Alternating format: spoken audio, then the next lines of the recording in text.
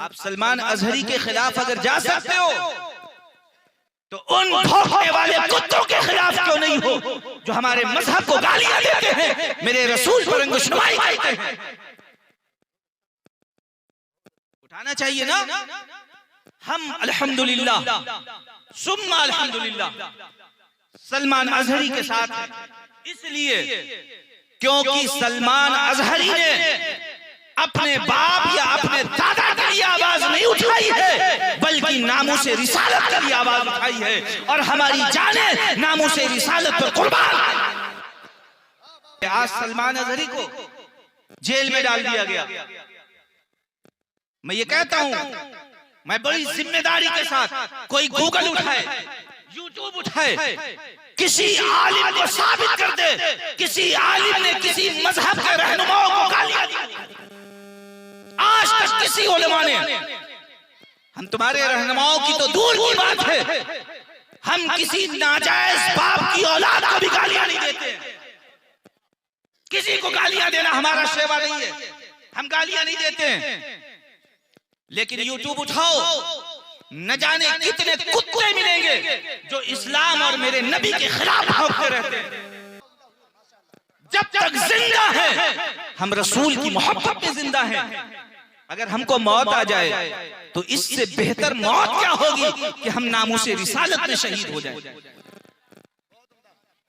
लिहाजा इन उलमा को बोलने का मौका दो और हर तरफ से, हर तरह से इनकी मदद करो, क्योंकि इनका इल्म ही तुम्हारे ईमान की हिफाजत करता है। ये इजलास जो होते हैं, इसका मकसद ये नहीं होता है कि हम आए कुछ भी बोल के चले जाएं। नहीं, जो 10 साल हम मदारिस में सीखते हैं वो 2 घंटे में तुम तक पहुंचाने की कोशिश करते हैं। जो 10 साल मैंने सीखा है वो 2 घंटे में पहुंचाने की कोशिश करते हैं, और वो उस नबी के खिलाफ जहर उगलते हैं। अल्लाह की इज्जत की कसम, नबी के जलवों का आलम तो छोड़ दो, नबी के तलवों का भी कोई मुकाबला नहीं है। नबी के तलवों का भी कोई मकाम नहीं है। हजरत अली फरमाते अन अली रज़ियल्लाहु ताला अन्हु काला कुन्तु शाकिन फमा रब्बिका रसूलुल्लाह सल्लल्लाहु ताला अलैहि वसल्लम इन कान रफा यदैहि अल्लाहुम्मा उम्मती उम्मती। हजरत अली फरमाते एक दिन मेरे सीने में दर्द होता है, एक दिन मेरे सीने में दर्द होता है। दर्द इतनी कुव्वत से था, इतनी तेज था कि मेरी कुव्वत से बाहर हो जाता है, बर्दाश्त से बाहर हो जाता है। अली फरमाते हैं कि मेरे बर्दाश्त से जब बाहर हो गया तो मैंने अल्लाह की बारगाह में दुआ की, ऐ अल्लाह मौत का वक्त है तो उठा ले, उम्र बाकी है तो आराम दे दे, और इम्तिहान ले रहा है तो सब्र की तौफीक दे। फरमाया मौत का वक्त है तो उठा ले, उम्र बाकी है तो आराम दे दे, इम्तिहान ले रहा है तो सब्र की तौफीक अता फरमा। हजरत अली फरमाते हैं सारे जहां की खबर रखने वाला नबी भला अली के घर की खबर कैसे न रखता। अली फौरन फरमाते हैं नबी मस्जिद नबवी से फातिमा के घर आते हैं और पूछते हैं ऐ अली अभी तुमने कौन सी दुआ की है, ऐ अली अभी कौन सी दुआ मांग रहे थे। अली फरमाते हैं मैं लरज़ जाता हूँ, मैं कांपने लगता हूँ, लेकिन मुस्तफा ने जब फिर फरमाया ऐ अली कौन सी दुआ कर रहे थे। अली फरमाते हैं या रसूल अल्लाह मेरे सीने में दर्द उठा है, दर्द इतनी तेज है कि कुव्वत बर्दाश्त से बाहर हो गया। मैंने अल्लाह की बारगाह में दुआ की, ऐ अल्लाह मौत का वक्त है तो उठा ले, उम्र बाकी है तो आराम दे दे, इम्तिहान ले रहा है तो सब्र की तौफीक अता फरमा। हजरत अली फरमाते हैं फदरबा बिरिजलिही फी सदरिही फमश्तक़ैतु वली बादो। नबी आगे बढ़े, अपने कदम नाज की एक ठोकर मेरे सीने पे लगाई। अल्लाह की इज्जत की कसम जब से नबी की ठोकर लगी दर्द ऐसा भागा जब तक अली जिंदा रहा कभी सीने में दर्द ही ना उठा। जब इमाम अहमद रजा फाज़िल बरेलवी की इस हदीस पाक पे नजर पड़ती है, फरमाते हैं दिल करो ठंडा मेरा वो बेपा चांद सा सीने पे रख दो जरा तुम पे करोड़ों दुरूद। नारे तकबीर, नारे रिसालत। फाज़िल बरेलवी अलैहि रहमतुर रिज़वान का पीर खाना तकरीबन 14 पुश्तों से मेरे यहाँ सफीपुर शरीफ के मुरीदों में, महरारा शरीफ 14 पुश्तों से मेरे यहाँ सफीपुर शरीफ के मुरीदों में प्यारे मुस्तफा सल्लल्लाहु अलैहि वसल्लम की अजमतों का आलम ये कि आपकी नालैन का मकाम ये, आपके तलबों का हाल ये है। जब तलबों के मुस्तफा के आलम ये है तो मुस्तफा के जलवों का आलम क्या होगा? मुस्तफा को जलवों का मकाम क्या होगा? कुरान कहता है ला उक़सिमु बिहाज़ल बलद, ऐ मुस्तफा कसम है मुझे उस मिट्टी की जहां तुम्हारे तलबे होते हैं। अल्लाह मुस्तफा की उस मिट्टी की कसम खा रहा है जहां मुस्तफा के तलबे पहुंचते हैं। अल्लाह की इज्जत की कसम, जब मुस्तफा के तलबों का आलम यह है। और यही नहीं बल्कि आप और आगे जाएं, आपने सुना है मेराज मुस्तफा में सिदरा पे जाके जिब्रील ठहर गए, कह रहे थे कि नहीं? सिदरा पे जिब्रील ठहर गए, मुस्तफा आगे बढ़े, और जब मुस्तफा बढ़े तो सिर्फ मुस्तफा तन्हा नहीं थे, मुस्तफा की नालैन भी साथ में थी। मुस्तफा, आप अजमते मुस्तफा छोड़ दें, आप यहाँ पे अजमते मुस्तफा तसव्वुर ही ना करें। मुस्तफा की नालैन की अजमत ये है जहाँ पे जिब्रील की रसाई ना हो, जहाँ जिब्रील ना पहुंच सके वहाँ नालैन मुस्तफा पहुंच जाती है। आज लोग कहते हैं कि मुस्तफा सल्लल्लाहु अलैहि वसल्लम को 20-40 साल के बाद नबूवत मिली।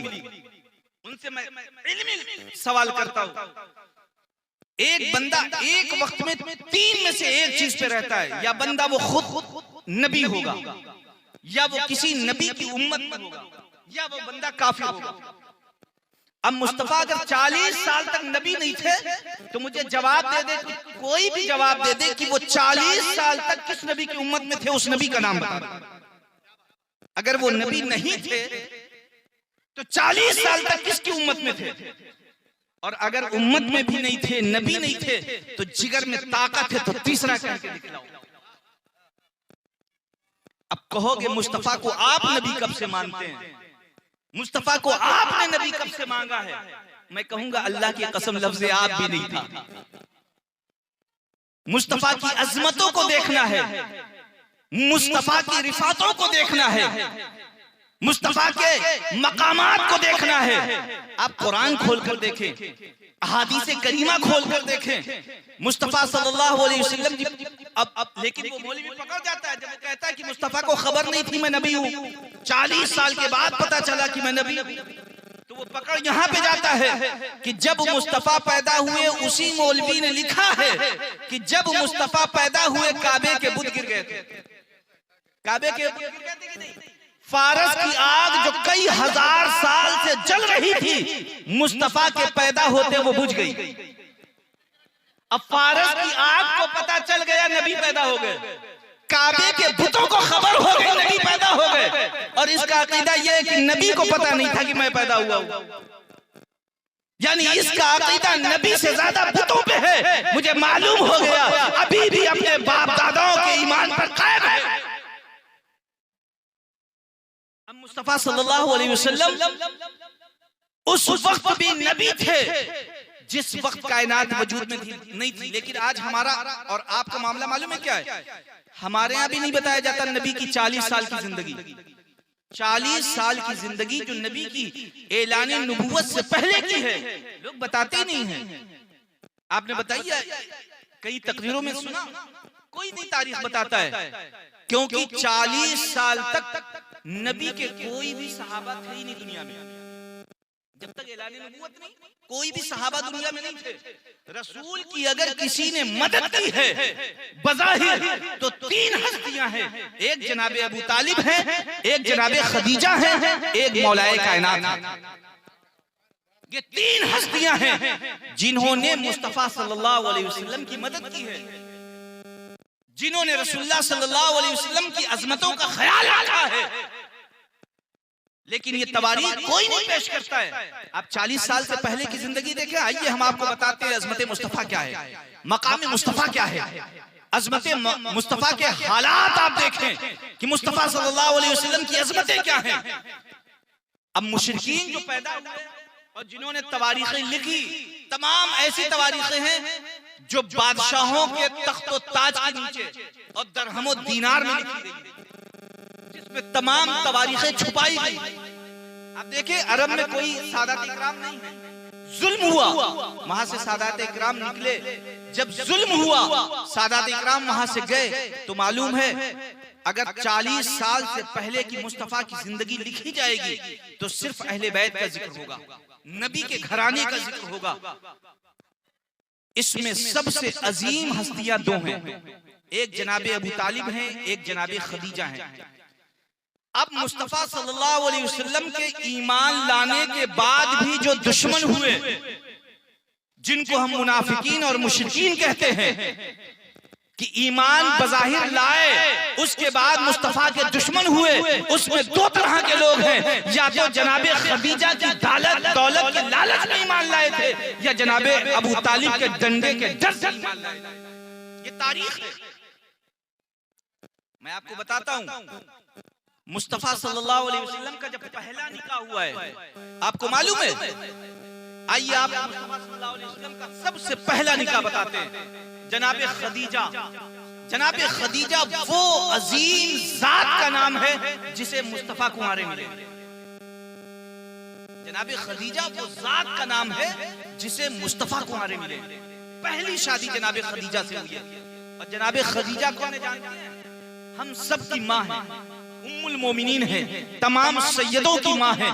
और जनाबे खदीजा जनाबे खुवैलद की बेटी है। जनाबे खुवैलद कौन है? जनाबे खुवैलद इतने अमीर थे, इतने दौलतमंद थे, इतने दौलतमंद थे कि उस वक्त पूरे अरब में जनाबे खदीजा के बाप से ज्यादा कोई रईस नहीं था।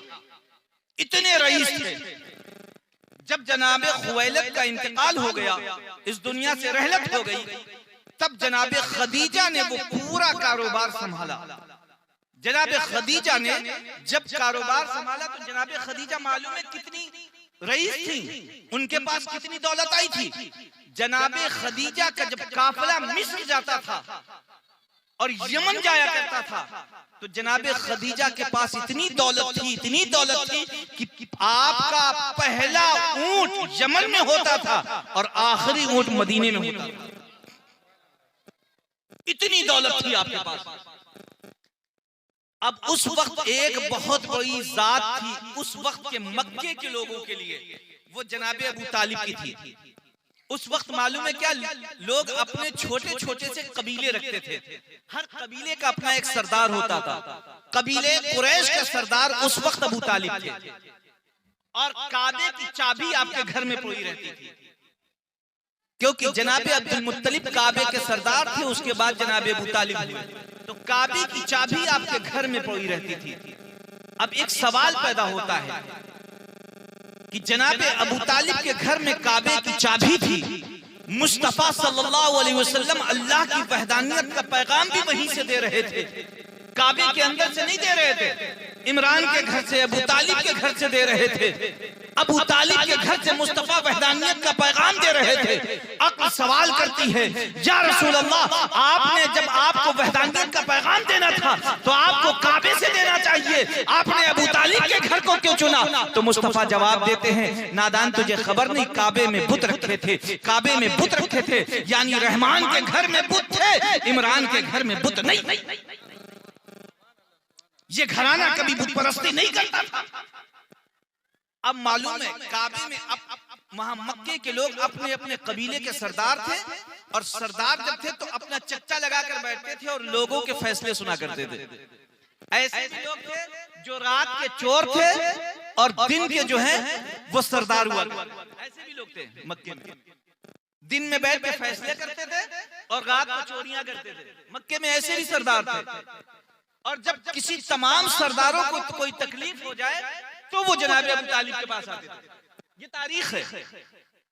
अब उस वक्त में जनाबे खदीजा ने को आके किसी बंदे ने बताया, ऐ खदीजा, ऐ शहजादी, आपके कारोबार में बड़ी चोरियां हो रही हैं। क्या हो रहा है? चोरियां हो रही हैं। जनाबे खदीजा ने कहा, छोटी बात है, छोड़ दो। इतनी रईस थी, तवज्जो नहीं दी। लेकिन जब बार बार ये बात आई, ऐ शहजादी, आपके काफिले में हर बार चोरी होती है, इतनी चोरी होती है कि मुनाफा तो दूर है, घाटा हो जाता है। जनाबे खदीजा ने कहा, अब शिकायत जनाबे अबू तालिब से करनी है। अब शिकायत जनाबे अबू तालिब से करनी है। जनाब खदीजा उठी, वो हया की शहजादी उठती है और जनाबे अबू तालिब के घर की तरफ, शरीयत की मलका है, हया की शहजादी है, जनाबे अबू तालिब के घर की तरफ रवाना हुई। अबू तालिब के घर पे पहुंचकर, दरे दौलत पे पहुंचकर दस्तक देती हैं। मालूम होता है कौन है, का खुवैलद की बेटी खदीजा आई है। जनाबे अबू तालिब ने फौरन आपके बैठने का इंतजाम किया, चादर डलवाई कि बड़े घर की बेटी है, मालूम नहीं किस वजह से आई है। जनाबे अबू तालिब ने पूछा आपके आने की वजह क्या है? कहा हुजूर मैं सिर्फ इसलिए आई हूँ, मेरे काफिले में चोरियां हुआ करती हैं, मेरे काफिले में चोरी हो जाया करती है, क्या आप उसका कोई हल बता सकते हैं? जनाबे अबू तालिब ने पूरी बात भी नहीं सुनी और कहा शहजादी आप घर जाइए, इंशाअल्लाह आपके चोरी का सारा माल कल तक मैं इसी मैदान में इकट्ठा करवा दूंगा। आपके साथ में एक मैसरा था, आपका नौकर था। जनाब खदीजा उठ के चल दी, वो नौकर भी आपके साथ साथ चला। उसने कहा शहजादी इस बुड्ढे ने, इस ज़ईफ ने कह दिया कि आप परेशान ना हो, कर तक माल सब इकट्ठा कर दूंगा। आपने यकीन कर लिया? शहजादी फरमाती है जाहिल मत बन, इस घर के लोग कभी झूठ नहीं बोलते, ये जो कहते वो होता है, इस घर के लोग झूठ नहीं बोलते। जनाबे खदीजा चली गई। इधर जनाबे अबू तालिब ने मक्के के तमाम सरदारों को इकट्ठा करा लिया, ऐलान करा दिया, क्योंकि तमाम सरदारों के सरदार आला जनाबे अबू तालिब थे। तमाम सरदारों को इकट्ठा किया और फरमाया ऐ सरदारों, ऐ मक्के के कबीले के सरदारों, तुम्हें शर्म नहीं आती? औरतों कमाल चोरी करते हो, औरतों कमाल चोरी करते हो, शर्म नहीं आती? इतना कहना था तो मक्के के जो सरदारान थे उन्होंने कहा ऐ अबू तालिब, ऐ सरदार आला, क्या आपको खबर नहीं अरब में कोई ऐसा कारोबार नहीं है जिससे अपने बच्चों की परवरिश करूं? हमारे पास चंद सिक्के हैं, छोटी सी दौलत है, अगर हम ये यमन तक भेजें, रास्ते के खर्च के लिए काफी नहीं है, मक्के में कोई कारोबार नहीं है, तो क्या हमारे बच्चे भूख मर जाए? मजबूरी है कि चोरी करते हैं। जनाबे अबू तालिब की आंखों में आंसू आ गए। कहा तुमने अभी तक मुझे बताया नहीं, ये घराना कभी किसी की तकलीफें बर्दाश्त नहीं करता है। ये वो घराना है बनु हाशिम का, हशम कहते ही उसको है, जो गोश्त के सालन में रोटियां डुबो के खाया करते हैं। जब मक्के में कहसाली हुआ करती थी, मुस्तफा के दादा जनाबे अबू हशम यानी हाशिम, जिनसे हाशमी घराना है, ये लोगों की दावत दिया करते थे कहसाली के अंदर, इसीलिए आपको बनु हाशिम कहा जाता है। ये मुस्तफा की तवारीख है। लोग कहते हैं, आज तक आपने मिंबरों से ये सुना होगा, मुस्तफा के घर में खाना नहीं बनता था, 4-4 दिन फाके से रहते थे, मुस्तफा के घर में टूटी चटाई थी, मुस्तफा के घर में ये नहीं था, मुस्तफा के घर में वो नहीं था। अल्लाह की इज्जत की कसम, मैं गरीब मुस्तफा नहीं बताता, मैं ये बताता हूँ अल्लाह की कायनात के तमाम रियासत के मालिक और बादशाह का नाम मोहम्मद। नारे तकबीर, नारे रिसालत। अल्लाह की पूरी कायनात के मालिक का नाम मोहम्मद, बादशाह का नाम मोहम्मद। जनाबे अबू तालिब ने फरमाया अच्छा ये बात है, एक काम करो, अपना सारा माल लेके आओ और मेरे आंगन में इकट्ठा कर दो। 2 ऊंट दो, 2 महीने के बाद 4 ले जाओ, 100 दीनार दो, 200 ले जाओ, यानी जितना माल तुम यहाँ पर दोगे 2 महीने के बाद उसका डबल हम तुमको वापस कर देंगे। अब मक्के के सारे लोग अपना अपना माल लेकर आने लगे और एक ही रोज में जनाबे अबू तालिब के पूरे आंगन में पूरे मक्के वालों का माल इकट्ठा हो गया। जनाबे अबू तालिब ने फौरन शहजादी को बुलवाया, मैसरे के साथ शहजादी आई। जनाबे अबू तालिब ने फरमाया शहजादी आप देख ले सारा माल इकट्ठा हो गया। मक्के के सारे लोग अपना माल ले आए थे। शहजादी सोचने लगी एक दिन में सारा माल इकट्ठा हो गया। शहजादी ने फौरन एक बासा सोने के सिक्के का थैला लाई थी, जनाबे अबू तालिब की तरफ बढ़ाया। जनाबे अबू तालिब ने फरमाया इस खानदान के लोग उजरत नहीं लिया करते। उठा के थैला सामने डाल दिया, इस खानदान के लोग उजरत नहीं लेते। जनाबे खदीजा ने कहा हुजूर एहसान हम लोग भी किसी का नहीं लेते, हम भी किसी का एहसान नहीं लेते। जनाबे अबू तालिब वो सोने के सिक्के नहीं लेते, जनाबे खदीजा उसे वापस नहीं लेती। जनाबे अबू तालिब ने फरमाया ठीक है, अगर तुम कुछ करना ही चाहती हो तो मैं तुमको एक काम देता हूं। शहजादी ने कहा हुजूर आप हुक्म करें। कहा मेरा एक भतीजा है जिसका नाम मोहम्मद है, मेरा भतीजा है जिसका नाम मोहम्मद है, तुम उसे अपने काफिले में साथ भेज दो। जैसे ही तुम्हारे काफिले में मेरा भतीजा जाएगा, मुझे यकीन है कि तुम्हारे उस काफिले में इतनी बरकत होगी, इतनी बरकत होगी, मक्के वालों का जो सामान मैंने लिया है उसका डबल भी वापस कर देंगे और तुम्हारा सारा सामान चोरी किया वापस भी मिल जाएगा। मुस्कुरा के नारे का जवाब दीजिए, हुजूर की बात है। हाय हाय हाय, वाह वाह वाह वाह वाह, दिल खुश हो गया। वाह वाह, फरमाया सारा सामान तुम्हारा तुमको मिल जाएगा और मक्के वालों को डबल वापस करा दूंगा।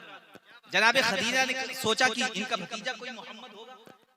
जनाबे खदीजा ने ज्यादा तवज्जो नहीं दी, कहा ठीक है आप भेज दीजिएगा, सूरज गुरूब होने के बाद भेज दीजिएगा अपने भतीजे को, मैं काफिले का सलासालार उसको बना दूंगा, सारी देख रेख उसी की होगी। जनाबे खदीजा अपने घर चली गई। इधर मोहम्मद सल्लल्लाहु अलैहि वसल्लम तशरीफ लाते हैं। जनाबे अबू तालिब ने कहा मोहम्मद मैंने तुमको खदीजा के घर के लिए सोचा है कि भेजूं और उनके काफिले में तुम साथ जाओ। मोहम्मद रसूलुल्लाह ने फरमाया कि ठीक है चचा जान मैं जाता हूं। अब मोहम्मद सल्लल्लाहु अलैहि वसल्लम जनाबे अबू तालिब के घर से उठकर खदीजा के घर की तरफ चल दिए।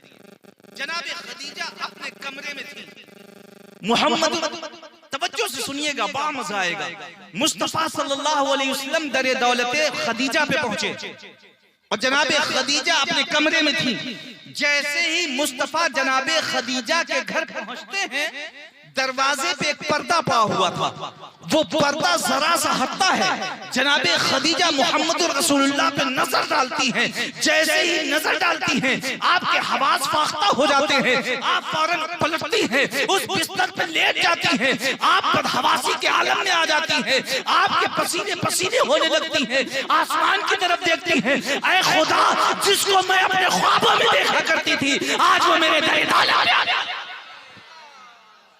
खड़े होकर नारा के जवाब दीजिए, खड़े हो जाएं सब लोग। नारे तकबीर, नारे रिसालत, मसलके आला हजरत, सरकार की आमद, आका की आमद। माशाअल्लाह माशाअल्लाह, वाह वाह। जनाबे खदीजा ने इतना मुकम्मल इंसान कभी तक नहीं देखा था, इतना कंप्लीट इंसान कभी नहीं देखा था, इतना खूबसूरत। फरमाती है जिसको मैं अपने ख्वाबों में देखा करती थी आज वो मेरे दरे दौलत पे आ गया। जनाबे खदीजा फौरन पलटती हैं और अपने सबसे करीबी सबसे मकबूल गुलाम को बुलाती हैं। उसका नाम मैसरा था। उसको बुलाया, कहे मैसरा ये जो मोहम्मद है ये अबू तालिब का भतीजा है, तुम पूरी तवज्जो इस पे देना, कोई माल ये उठाए ना, कोई खिदमत करे ना, कोई माल ना फरोख्त करना है ना बेचना है, इसकी एक एक एक्टिविटी पे तुम्हें तवज्जो रखनी है। ये क्या करता है, कैसे चलता है, क्या खाता है, क्या पीता है, कहाँ सोता है, कहाँ जाता है, एक एक चीज पे इसकी तवज्जो देना तुम्हारा यही काम है। उसके साथ बिल्कुल साया बन जाना। मैसरे ने हाथ जोड़ा, ऐ शहजादी जिसका खुद साया नहीं है उसका साया कहाँ, जिसका खुद साया नहीं उसका साया कहां से बन जाऊं। शहजादी ने कहा तुझको मुंह मांगी कीमत मिलेगी, बिल्कुल इसके पीछे लग जा। अब ये काफिला जाता है और ये मैसरा मोहम्मद रसूलुल्लाह के बिल्कुल साथ साथ चलता है। अब मोहम्मद मुस्तफा सल्लल्लाहु अलैहि वसल्लम को कोई काम नहीं दिया जा रहा है कि कोई चीज उठाए, कोई भारी चीज उठाए, कोई चीज फरोख्त करें, कुछ बेचें, कुछ खरीदें, कोई काम नहीं। लेकिन अल्लाह की कसम सिर्फ मुस्तफा साथ में गए और जब काफिला वहां से वापस आया पूरे 10 गुना फायदा हुआ था। मुस्तफा के कदमों की बरकत से 10 गुना उस काफिले में फायदा हुआ। मैसरा भागता हुआ शहजादी के पास आया, कहा शहजादी 10 गुना फायदा हुआ है। शहजादी ने कहा चुप, मुझे ये ना पता फायदा क्या हुआ, ये बता उसको तूने मोहम्मद को कैसा पाया। कहा शहजादी आप ये तो पूछे ना, मेरी आंखों ने आज तक ऐसा इंसान नहीं देखा। मेरे ज़हन में कभी तसव्वुर में नहीं आया। कहा अच्छा बता क्या देखा तूने, ऐसी कौन सी खूबी देखी? कहा शहजादी एक तो गिना दे। मैंने देखा जब ये जंगल से गुजरता था शजर झुक झुक के इसे सलाम करते थे। जब मैंने देखा ये चल रहा था शजर इसको झुक झुक के सलाम कर रहे थे, ज़रग़े इसका अदब कर रहे थे, फरिश्ते अपने पर बिछा रहे थे। ये जब चल रहा था पानी की ख्वाहिश जाहिर करे, पानी इसके मुंह के करीब आ जाए। जब ये फलों की ख्वाहिश करे फल आ जाए। जब ये खाने की ख्वाहिश करे जन्नत से खाना आ जाए। फरिश्ते इसकी गुलामी में लगे थे, तमाम शजर हजर चरिंद परिंद इसके पीछे चल रहे थे। शहजादी ने कहा मुझे ये ना बता, ये बता कोई ऐब तो नहीं पाया? उस मैसरे ने शहजादी के कदमों के पास हाथ रखा। कहा शहजादी मैं अपने खुदा की कसम करता हूँ या तो वो बेअयब है या ये बेअयब है। नारा लगाइए या मैं लगाता हूं तो जवाब दीजिए। नारे तकबीर। किसी की जबान खामोश न रहे, आले रसूल बोल रहे हैं। नारे तकबीर, नारे रिसालत। फरमाया मैं अपने खुदा की कसम खा रहा हूं या तो वो बेअयब है या ये बेअयब है, मैंने कोई ऐब नहीं। तो शहजादी ने कहा अच्छा ठीक है, अब मैंने तुझको 100 ऊंट सोना दिया। कितना? और 80 ऊंट चांदी दी और यमन की कुल जायदाद तेरे नाम। शहजादी ने किसको कहा? अब भी कहेंगे उसके जन्म ये गरीब घराना था, ये जनाबे फातिमा की माँ है। 100 ऊंट सोना, 80 ऊंट चांदी, यमन की कुल जायदाद तेरे नाम। उसने कहा शहजादी काम क्या है? क्या काम यह है कि मोहम्मद के घर शादी का पैगाम लेके तुझे जाना है? ये काम है। और जब शादी के पैगाम के लिए आवाज़ कुदरत आई थी, जनाबे खदीजा बड़ी परेशान थी। आवाज़ कुदरत आई कि शहजादी शादी का पैगाम भेजो। कहा अल्लाह ये तो खिलाफ है, यहाँ के मक्के के रूल्स के खिलाफ है, यहाँ की जो हया है उसके खिलाफ है कि मैं पैगाम भेजूं। असल में हमारी भी इज्जत है, हमारी भी अना है। यहाँ का तरीका ये मर्द वाले की तरफ से पैगाम आता है शादी का। कहा नहीं यहाँ मामला अलग है, तू बड़ी रईस घराने की है, कहीं अगर मोहम्मद ने पैगाम भेज दिया आने वाली कौम ये ना कहने लगे कि मोहम्मद ने पैसे की वजह से शादी की। नारे तकबीर, नारे रिसालत। मोहम्मद रसूलुल्लाह के घर से पैगाम नहीं आएगा, तू भेज। कहा अल्लाह तो मेरी हया, मेरी अना का ऐ खदीजा तू आज शादी का पैगाम भेज दे, हम शरीयत मुस्तफा में लाजिम कर देंगे जब तक औरत इजाजत न दे मर्द का निकाह। हम तेरी सुन्नत को शरीयत मुस्तफा बना देंगे। आज तू शादी का पैगाम भेज दे। अब जनाब खदीजा ने मैसरे को बुलाया और शादी का पैगाम भेजा। तो अब जब वो मैसरा शादी का पैगाम के लिए एक्सेप्ट करता है तो कहता है कि शहजादी आपने काम बहुत बड़ा दे दिया है और रकम बहुत कम है। क्या कह रहा है? 100 ऊंट सोना, 80 ऊंट चांदी, यमन की कुल जायदाद। उसने कहा काम बहुत बड़ा है, रकम बहुत कम है। शहजादी ने कहा क्यों? अपनी हैसियत भूल गया, मेरा नौकर है और मुझको बता रहा है। कहा नहीं शहजादी, जो मेरी आंखों ने देखा है अगर ये वही मोहम्मद है तो आप मुझसे वादा कर लें कि अगर आपकी शादी वहां हो गई तो आपकी औलादें बगैर मेरे जन्नत में न जाए। ये वादा करें आप, ये इसका बदला है। अब वो मैसरा शादी का पैगाम लेके जनाबे अबू तालिब के घर जाता है। अब जनाबे अबू तालिब के पास कोई वजह नहीं थी कि इनकार करें, बड़ा इज्जत वाला घराना था। जनाबे खदीजा का भी बड़ा कबीला था, बड़ी इज्जत थी अपने कबीले में, अच्छे आला खानदान के लोग थे। जनाबे अबू तालिब ने एक्सेप्ट कर लिया कि शादी मोहम्मद रसूलुल्लाह की जनाबे खदीजा के घर में होगी। अब ये निकाह के लिए आप सोचे, सबसे पहले आपको मालूम है आपके क्या होता है? जब किसी की शादी तय हो जाए तो सबसे पहले मरहला जो आता है वो कार्ड का आता है, कार्ड लिखे जाते हैं। अब आप सोचें कि मोहम्मद रसूलुल्लाह के अगर कार्ड लिखे जाएं तो कहाँ लिखे जाएंगे? जहां कुरान लिखा गया है। शादी के कार्ड भी वहीं लिखेंगे। और आपके यहाँ जब शादी होती है तो जो दूर के रिश्तेदार होते हैं उनको पहले खत भेज दिया जाता है ताकि वो जल्दी आ जाएं। भाई जो यहाँ करीब के लोग हैं उनको 1 हफ्ते पहले दे दीजिए, जो बॉम्बे में रहते हैं, जो अमेरिका में रहते हैं, उनको 1-1 महीने पहले से देना पड़ता है, उनको टिकट कराना है। और मुस्तफा के सारे रिश्तेदार दूर के थे, कोई 4वें आसमान पे, कोई 5वें आसमान पे, कोई 7वें आसमान पे, कोई दूसरे आसमान पे। अब सोचो जब आपके यहाँ दूर के सारे रिश्तेदार आ जाएं तो हर रिश्तेदार कहता है मेरे लायक कोई काम हो तो बताइए, कहते कि नहीं कहते? अब आप सोचो मुस्तफा के आंगन में आदम से ईसा तक सारे नबी हाथ बांधे खड़े होंगे और मुस्तफा से कहते होंगे या रसूल अल्लाह मेरे लायक कोई काम हो तो बताए, मेरे लायक कोई काम हो तो बताए। मुस्तफा इरशाद फरमा रहे होंगे ऐ यूसुफ तुमको हुस्न का सदका लुटाता है, ऐ इस्माइल तुम्हारे पैरों से ज़मज़म निकला है, मिट्टी की गलियां कच्ची है, तुमको ज़मज़म से मिट्टी की गलियों को तर करना है ताकि बारातियों पे खाक आलूद हो जाए। तमाम अंबिया खिदमत में लगे होंगे और इस शान से जब मुस्तफा की बारात निकलती है तो मालूम है कैसे? कुरान की आयतों का सेहरा है, आयते ततहीर की लड़ियां पड़ी हुई हैं। और इस शान से जब मुस्तफा की शादी होती है और बारात निकलती है कि अंबिया और फरिश्ते बाराती हो तो मक्के के लोग अपनी छतों से झांक रहे थे और अबू तालिब ऐलान कर रहे थे ऐ मक्के वालों देख लो ये अब्दुल्ला के यतीम ही नहीं बल्कि मेरे बादशाह की शादी है, मेरे ताजदार की शादी है। और ये जब शादी की बारात जनाबे खदीजा के दरे दौलत पे पहुंची तो मालूम है जब आपके बारात जाती है तो जो बहुत ओहदेदार लोग होते हैं उनको आगे कर दिया जाता है ताकि सामने वाले देख ले हम लोग कोई मामूली लोग नहीं है। अक्सर ऐसा होता है ना। तो मुस्तफा के तमाम अंबिया चल रहे थे, जब वहां पर पहुंचे तो लोग वहां पे इस्तकबाल करते ना, फूल डालते हैं, वहां पे भी कोई मामूली मामलात नहीं थे। जब मुस्तफा की बारात पहुंची जनाबे हव्वा, जनाबे मरियम, जनाबे आसिया वहां से फूलों की बारिश, ये मुस्तफा की शादी थी।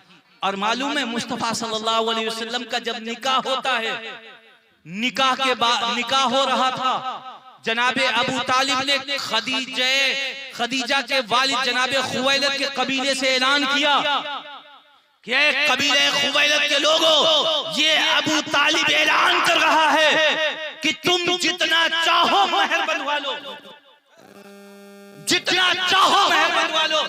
मक्के वालों ने कहा ऐ अबू तालिब होश में आए, ये मक्के के सबसे रईस लोग हैं जिनसे आप कह रहे हैं महर जितना चाहो बनवा लो, आप कितना बनवाएंगे? जनाबे अबू तालिब ने फरमाया ऐ बंदे खुदा जाहिल मत बन, तुझे खबर नहीं कायनात में अल्लाह ने कोई चीज पैदा ही नहीं की जो मुस्तफा के कब्जे से बाहर हो। कायनात में कोई चीज नहीं है जो मुस्तफा के कब्जे से बाहर हो। अब मुस्तफा सल्लल्लाहु अलैहि वसल्लम का निकाह होता है तो मालूम है बाराती खाने के लिए बैठते हैं। आप लोग भी बारातियों की इज्जत करते हैं ना। मक्के के लोग जब खाने के लिए बैठे तो जनाबे खदीजा इतनी रईस थी कि उन्होंने सोने के बर्तन में खाना खिलवाया था। अब ना कहना कि वो गरीब घराना था, सोने के बर्तन में खाना खिलाया गया। मक्के के लोगों ने अभी ऐलान नबूवत नहीं हुआ है, सोने के बर्तनों में मक्के वालों ने खाना खाया। जब खाना खा रहे थे जनाबे खदीजा ने उसी मैसरे को बुलाया और कहा जाओ पहाड़ी पे चढ़ के ऐलान कर दो कि जिसने जिसने जिन बर्तनों में खाना खाया है अपने झूठे बर्तन अपने साथ लेते जाए, ये मेरे मोहम्मद का सदका है, ये मेरे मोहम्मद का सदका है, ले जाओ। तारीख में आता है कि उन बर्तनों से इनकी कई कई पुश्तें रईस हो गई, कई कई पुश्तें रईस हो गई। ये घराना वो घराना है। आप उलमा से पूछें कि जब फतेह मक्का के वक्त मुसलमानों के पास इतनी दौलत थी कि मक्के के बच्चे सोने के बर्तनों में और सोने के अपने खिलौने बना के खेला करते थे। और उस वक्त जनाबे सैयदना मौलाए कायनात जो आपकी तलवार पे अभी भी खून नमूदार था, घर पहुंचते हैं, जनाबे फातिमा तो ज़हरा सलामुल्लाह पूछती हैं ऐ अली, आपकी वजह से ये मक्का फतेह हुआ, आप कुछ नहीं लाए। कहा तुझे खबर नहीं, हम हाशमी घराने से हैं, हम सदका नहीं खाते। अब मालूम है ये जनाबे खदीजा दुल्हन बनकर मुस्तफा के घर तशरीफ लाई, दुल्हन बनकर। मैंने कहा था जनाबे खदीजा बहुत ही ऐसी खुशकिस्मत औरत का नाम है जिनको मुस्तफा कुंवारे मिले।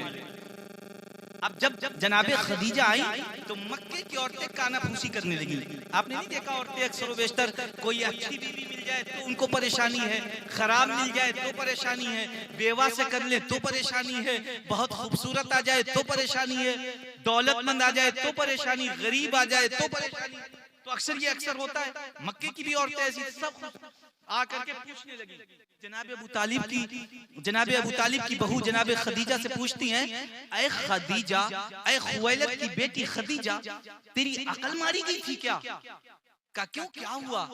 का तेरा बाप इतना रईस है कि उसके अमामे का शमला अर्श आदम को छूता है और तू अब्दुल्ला के यतीम के साथ आ गई। तेरे बाप के अमामे का शमला अर्श आदम को छूता है और तू अब्दुल्ला के यतीम के साथ आ गई। जनाबे खदीजा ने अपने बाप की इज्जत को भी रखा और मुस्कुरा के फरमाती है, बेशक हक है कि मेरे बाप का अमामे का शमला अर्श आदम को छूता है, लेकिन आज जिसकी कनीज बन के आई हूं उसकी नालायक को अर्श आदम छूता है। आज जिसकी कनीज बन के आई हूं उसकी कदमों को, उसकी नालैन को अर्श आदम छुआ करता है। अब ये जनाबे खदीजा वो हैं जिनका इस्लाम पर एहसान, पूरे इस्लाम पर एहसान है। मालूम है एक मर्तबा मुस्तफा सल्लल्लाहु अलैहि वसल्लम को जालिमों ने पत्थर मारना शुरू किए, पत्थर मारते हुए घर तक आ गए। मुस्तफा सल्लल्लाहु अलैहि वसल्लम अपने घर आए तो खून से शराबोर थे। जनाबे खदीजा ने देखा, तड़प गई। कहे मेरे शौहर क्या हुआ? या रसूलल्लाह आपको क्या हुआ? ऐ मेरे सर के ताज आपको क्या हुआ? कहा कि आज मक्के वालों ने हद कर दिया, आज ये मेरे घर तक आ गए। जनाबे खदीजा ने कहा आप अंदर जाएं, मैं बात करती हूँ। जनाबे खदीजा ने दरवाजा बंद किया, पर्दा डाला और एक एक की आवाज को पहचान कर पूछा कि ऐ फला इब्ने फला तू आया है? तेरी माँ 7 पुश्तों से मेरे घर की कनीज थी। ऐ फला इब्ने फला तू आया है? तेरा बाप मेरा मकरूज है। ऐ फला इब्ने फला तू आया है? तू 7 पुश्तों से मेरा कर्जदार है। ऐ फला इब्ने फला तू आया है? तुझे शर्म नहीं आई? तूने इतना पैसा मेरे बाप से लिया था। अब वो सब परेशान हो गए। कहा शहजादी मुझे माफ कर दीजिए। उस वक्त कोई कलमा भी नहीं पढ़ा था, मुसलमान भी नहीं हो रहे थे। शहजादी को मौका मिल गया। कहा शहजादी मेरी गुनाह को माफ कर दीजिए, अब ऐसा नहीं होगा। शहजादी ने कहा एक शर्त पर माफ करूंगी, अपना कर्जा माफ कराते जाओ, मेरे नबी का कलमा पढ़ते जाओ, मेरे नबी का कलमा पढ़ते जाओ, अपना कर्ज माफ कराते जाओ। तो ये एहसान है जनाबे खदीजा का, लोगों को कलमा पढ़ा करके उनके कर्जे माफ। नारे तकबीर, नारे रिसालत, तारीख इस्लाम, मजहब इस्लाम, पैगाम इस्लाम, तालीमात इस्लाम। और ये जनाबे लोग कहते हैं कि अहले सुन्नत, अरे ये तो इख्तिलाफी हमारे मसाइल हैं। सूफिया किसी ने आपके इस्लाम को तस्लीम किया, उलमा ने नहीं किया, वो उनकी तहकीक है, वो उनकी तहकीक है। लेकिन अगर आप कहो किसी उलमा ने ये नहीं कहा कि आप जनाबे अबू तालिब का नाम खैर के साथ ना लें। इमाम अहमद रज़ा फाज़िल बरेलवी अलैहिर्रहमा फरमाते हैं कि जब भी अबू तालिब का नाम लिया जाए खैर के साथ लिया जाए, उनकी शान में कोई गुस्ताखी ना की जाए। 11वीं सदी के मुजद्दिद सैयदना मीर अब्दुल वाहिद बिलगरम रहमतुल्लाह अलैह ने एक वाकया जनाबे अबू तालिब का लिखा है, जिनके ईमान के बारे में उन्होंने तफसील से लिखा है। और अगर तुम पूछते हो कि आप जनाबे अबू तालिब को क्या मानते हैं, तो अदब के मामले में तुम जनाबे अबू तालिब को मुझसे ज्यादा नहीं मानते। कोई भी हो, चाहे वो राफिजी हो, खारजी हो, कोई वहाबी हो, देवबंदी हो, अकीदत में, मर्तबे में और अगर अदब में कहा जाए तो जनाबे अबू तालिब को जितना हम मानते उतना तुम नहीं मानते। क्योंकि हमारे यहाँ तालिबे इल्म उसको कहते हैं जिसके कदमों में फरिश्ते पर बिछाते हैं। तालिबे इल्म किसको कहते हैं? जिसके कदमों में फरिश्ते पर बिछाते हैं। और वो तालिबे इल्म जिसका अदब करे उसे उस्ताद कहते हैं।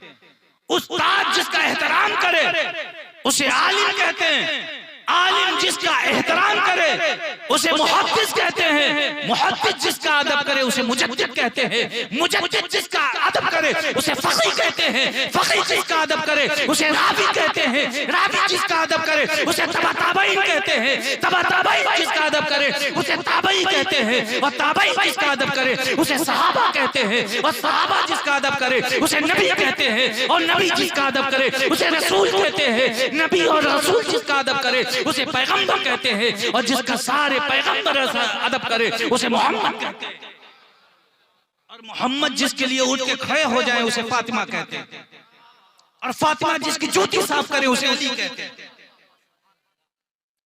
अब नहीं सुना मोहम्मद रसूलुल्लाह जब जाते थे, जब फातिमा आती थी मोहम्मद रसूलुल्लाह उठ के खड़े हो जाते थे।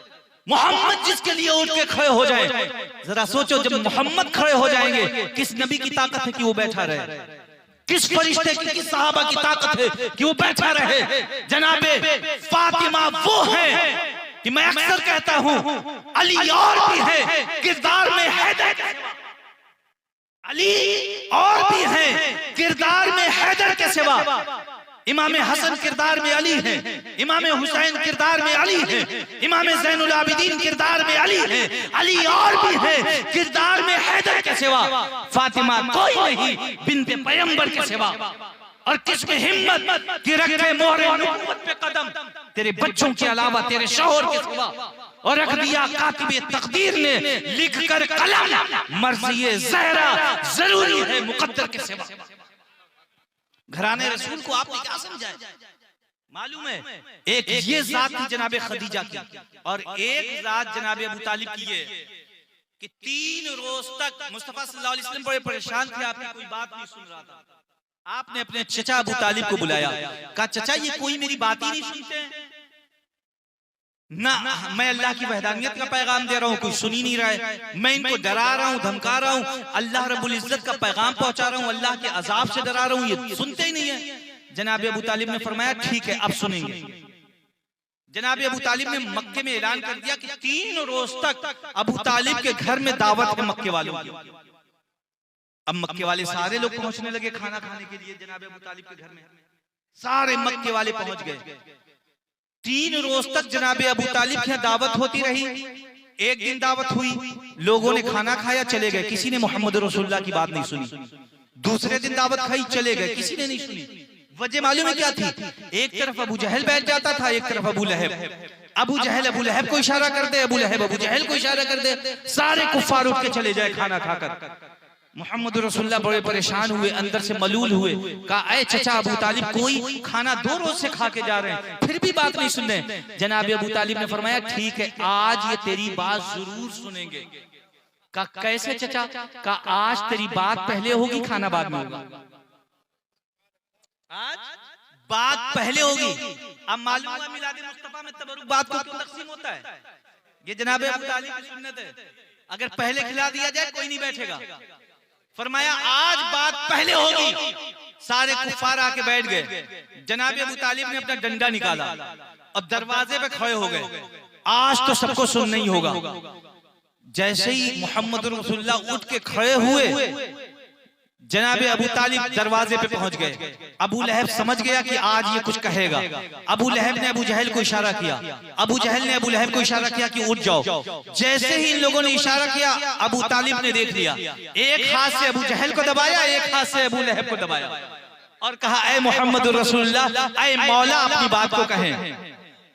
ये लफ्ज़ मौला मुस्तफा के लिए अबू तालिब के मुंह से निकला था कि ये जुमला अर्श आदम को टकराता है, अल्लाह की रहमत जोश मारती है। ऐ अबू तालिब तूने तो मुझ पर वहदानियत पे एहसान कैद कर दिया, अब्दुल्ला के यतीम को तूने मौला कह दिया, लेकिन मैं अल्लाह तेरा एहसान रखूंगा नहीं। इसलिए अब्दुल्ला के यतीम से तूने 40 काफिरों में मोहम्मद रसूलुल्लाह को मौला कहा है। इसी अब्दुल्ला के यतीम से 1.25 लाख के मजमे में तेरे बेटे को मौला न कहला दूं तो मुझे खुदा ना कह। ये वो मुस्तफा है कि 5 साल के भी हैं तो जनाबे अबू तालिब को इतना यकीन कामिल है। इस घराने के लोग, मैंने शुरू में कहा, कभी इन्होंने बुत परस्ती नहीं की, इनके घरों में कभी बुत नहीं देखे गए। यही वजह है जब मक्के में कहसारी आ गई थी, मक्के के तमाम सरदार जमा हुए और कहा अपने अपने खुदाओं से कहो पानी बरसाएं, और अगर जो खुदा पानी न बरसा पाए उसको उठा के समंदर में फेंक दिया जाए। का ये तय कैसे किया जाएगा? का कबीले के जितने खुदा हैं, उस वक्त खुदाओं का आलम मालूम है क्या था? हम तो बहुत खुशकिस्मत हैं, अपने नसीबे पे नाज करो, अल्लाह ने ऐसा रसूल दिया है, ऐसा रसूल दिया है जो रात रात तुम्हारे लिए रोया करता था, इतना रोता था, इतना रोता था। हजरत जाबिर फरमाते हैं, अन जाबिर काला काला नबी सल्लल्लाहु अलैहि वसल्लम इन्नो रफा यदैहि अल्लाहुम्मा उम्मती उम्मती व बका फकाल अल्लाह ताला अज़्ज़ वजल या जिब्राइल। मुस्तफा इतना रोते हैं कि पूरी दाढ़ी आपकी तर हो जाती है, इतना रोते हैं, आपके करीब था कि आपके आंसू जमीन पे गिरने लगते। अल्लाह की रहमत जोश मारती है, ऐ जिब्रील जाओ पता करो मेरे मुस्तफा क्यों रो रहे हैं, मुस्तफा क्यों परेशान है। जिब्रील आते हैं, पूछते हैं, या रसूल अल्लाह आप रो क्यों रहे हैं, आप परेशान क्यों हैं? मुस्तफा के हिचकियां बंधी थी, अपनी उम्मत के लिए इतना परेशान थे, लफ्ज मुंह से सिर्फ ये निकलते हैं, अल्लाहुम्मा उम्मती अल्लाहुम्मा उम्मती, ऐ अल्लाह मेरी उम्मत, ऐ अल्लाह मेरी उम्मत, इतना कहना था। जिब्रील समझ जाते हैं, फौरन अल्लाह की बारगाह में जाते हैं, इलाहुल आलमीन तेरा नबी अपनी उम्मत के लिए परेशान है, तेरा महबूब अपनी उम्मत के लिए परेशान है। अल्लाह फरमाता है, ऐ जिब्रील फौरन जाओ मेरे मुस्तफा को मुस्दा दो, वला सौफा यूतीका रब्बुका फतरदा, अन करीब तेरा रब तुझको इतना देगा कि तुम राज़ी हो जाओगे। मुस्तफा फरमाते हैं, अल्लाह की इज्जत की कसम मैं उस वक्त तक राज़ी न रहूंगा जब तक एक एक उम्मती बख्श न दिया जाए। जब इमाम अहमद रज़ा फाज़ले बरेलवी की इस हदीस पाक पर नजर पड़ती है, फरमाते हैं, अल्लाह क्या जहन्नम भी न सर्द होगा, रो रो के मुस्तफा ने दरिया। ये वो मुस्तफा है। तो इस घराने में कभी बुत परस्ती नहीं हुई, इस घराने में कभी बुत परस्ती नहीं हुई। अब मक्के वालों ने कहा अपने अपने, बिल्कुल 10 मिनट लेता हूं आपसे, तमाम मक्के के कबीले के लोग इकट्ठा हुए, अपने अपने खुदा को लेके आओ, सबसे कहो कि पानी बरसाएं। जिसका खुदा पानी बरसा देगा मक्के के सारे लोग उसकी इबादत करने लगेंगे, जो खुदा पानी नहीं बरसा पाएगा उसको उठा के समंदर में डाल देंगे। सारे कबीले वालों को खबर भेज दी गई। ये खबर बनु